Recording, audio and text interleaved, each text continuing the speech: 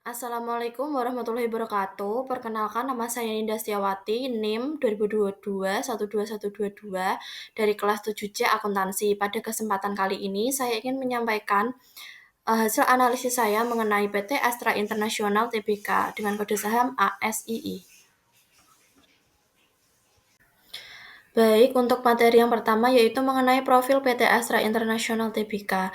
Perusahaan ini bergerak di bidang perdagangan, industri, pertambangan, pengangkutan, pertanian, pembangunan, pengadaan listrik, treatment dan pemulihan material sampah, serta aktivitas penunjang kantor dan aktivitas penunjang lainnya. Perusahaan ini berdiri pada 20 Februari 1957. Perusahaan tersebut memiliki moto yaitu Per aspera ad astra, dengan arti berjuang dan menembus segala tantangan untuk mencapai bintang. Kemudian adapun cita-citanya yaitu sejahtera bersama bangsa. Adapun visi dan misi dari PT Astra International Tbk yaitu visinya menjadi salah satu perusahaan dengan pengelolaan terbaik di Asia Pasifik dengan pertumbuhan yang berkelanjutan dan struktur keuangan yang solid. Kemudian menjadi perusahaan yang intelijen dan agil yang berfokus pada karyawan, pelanggan, dan masyarakat. Adapun misinya yaitu sejahtera bersama bangsa dengan memberikan nilai terbaik kepada para pemangku kepentingan. Kemudian adapun hasil analisis dari aspek keuangan, yaitu berdasarkan data ikhtisar keuangan dapat disimpulkan bahwa PT Astra International menunjukkan kinerja keuangan yang sangat kuat, stabil, dan berkelanjutan dalam 1-2 tahun ke depan. Dengan alasan yang pertama yaitu pertumbuhan pendapatan dan laba bersih yang signifikan mencerminkan kemampuan Astra menjaga daya saing dan efisiensi operasional di tengah kondisi global yang fluktuatif. Kemudian ada alasan yang kedua yaitu dari sisi keuangan, peningkatan total aset dan ekuitas menandakan adanya ekspansi usaha yang sehat sekaligus struktur permodalan yang kokoh. Kemudian yang ketiga yaitu ada rasio profitabilitas yang stabil dan efisien, ditunjukkan oleh peningkatan ROA, ROE, dan margin laba bersih. Hal itu menegaskan bahwa Astra mampu mengelola aset dan modal yang optimal untuk menghasilkan laba yang konsisten. Kemudian hasil analisis dari aspek pemasaran yaitu Astra menjalankan strategi pemasaran berbasis diversifikasi portofolio dan transformasi digital. Yaitu yang pertama fokus pada penguatan layanan pelanggan dan total transport solution, kemudian pemanfaatan platform digital seperti My Astra Property dan Astra Property Sales App untuk meningkatkan pengalaman pelanggan dan efisiensi penjualan di sektor properti. Kemudian ada pengembangan kerjasama strategis dengan arsitek, kontraktor, dan mitra bisnis untuk menjaga kualitas produk dan layanan. Yang terakhir yaitu inovasi di asuransi Astra melalui digitalisasi layanan dan personalisasi pengalaman pengguna untuk mempertahankan pangsa pasar dan meningkatkan penetrasi asuransi. Hasil analisis dari aspek sumber daya manusia, Astra menempatkan human capital sebagai pilar utama kesuksesan. Adapun total karyawan dari PT Astra yaitu 200.074 orang per tahun 2024, namun menurun tipis dari tahun 2023 yaitu sejumlah 201.553.000. Fokus pada organizational agility, rotasi karyawan, dan pengembangan kepemimpinan atau leadership pipeline. Program penguatan digitalisasi SDM, Integrated Learning Management System atau Astra E-Learning Ecosystem. Kemudian ada Integrated Talent and Recruitment System. Kemudian ada People Analyst Dashboard dan Rejuvenasi Nilai Catur Dharma dan Employee Value Proposition atau EVP untuk menciptakan lingkungan kerja yang adaptif dan inklusif.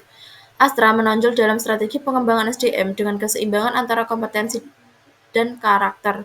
Upaya digitalisasi SDM dan pelatihan bekerja menunjukkan orientasi jangka panjang.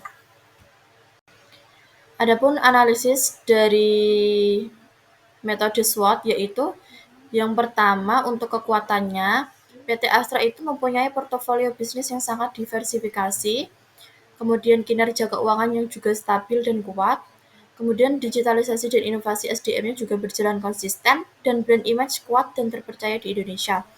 Adapun kelemahannya yaitu ketergantungan tinggi pada sektor otomotif yang sensitif terhadap daya beli masyarakat. Kemudian adapun peluang dari PT Astra, yaitu pertumbuhan ekonomi digital Indonesia dan adopsi teknologi AI membuka peluang efisiensi dan inovasi layanan. Kemudian ada potensi penetrasi asuransi yang masih rendah di Indonesia.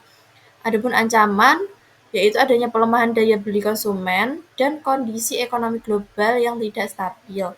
Persaingan yang ketat di sektor otomotif dan jasa keuangan. Adapun prospek perusahaan untuk 1-2 tahun ke depan, yaitu secara keseluruhan, prospek PT Astra International Tbk untuk ke depan dinilai baik, namun memerlukan beberapa perhatian khusus pada sektor-sektor yang sensitif terhadap fluktuasi ekonomi global, terutama otomotif dan pertambangan. Kinerja keuangan pada tahun 2024 menunjukkan stabilitas dan daya tahan atau resilience di tengah pelemahan daya beli dan harga komoditas yang menurun. Astra tetap mampu membukukan pendapatan bersih senilai 330 triliun dan laba senilai 43 triliun dengan struktur modal yang sehat serta kas yang kuat. Selain itu, diversifikasi portofolio bisnis yang mencakup otomotif, jasa keuangan, alat berat, agribisnis, infrastruktur, dan sektor baru seperti kesehatan dan digitalisasi menjadi faktor utama yang menjaga pertumbuhan perusahaan tetap solid. Transformasi digital dan investasi pada SDM memperkuat daya saing Astra dan dalam jangka panjang. Astra berada dalam posisi finansial yang strategis dan kuat untuk tumbuh berkelanjutan, tetapi perlu memperkuat inovasi, efisiensi, dan ketahanan bisnis agar tetap relevan menghadapi perubahan pasar di 2-3 tahun mendatang. Adapun rekomendasi strategis yang bisa dijadikan mungkin saran atau acuan, yaitu supaya terus bertahan untuk 1-2 tahun ke depan, yaitu dengan diadakannya penguatan diversifikasi dan inovasi bisnis, seperti melanjutkan ekspansi ke sektor kesehatan, energi hijau, dan digital service yang memiliki potensi pertumbuhan yang tinggi, serta mengembangkan model bisnis berbasis ekosistem. Kemudian yang kedua ada transformasi digital yang terpadu, yaitu memperluas penggunaan AI, big data, dan otomasi untuk meningkatkan efisiensi operasional dan prediksi pasar. Yang ketiga yaitu fokus pada efisien keuangan dan manajemen risiko. Menjaga struktur modal yang sehat dengan rasio utang terhadap ekuitas di bawah 1,0. Kemudian mengoptimalkan cash flow serta melakukan hedging dan diversifikasi portofolio ekspor untuk meminimalisir dampak fluktuasi. Kemudian ada pengembangan SDM berbasis kompensasi digital dan inovasi, yaitu meningkatkan program pelatihan digital, leadership, dan sustainability. Kemudian mendorong budaya entrepreneurship dan menjaga employees engagement dengan menciptakan lingkungan kerja yang inklusif dan berbasis kinerja. Sekian presentasi dari saya. Apabila ada tutur kata yang kurang berkenan, saya mohon maaf. Assalamualaikum warahmatullahi wabarakatuh.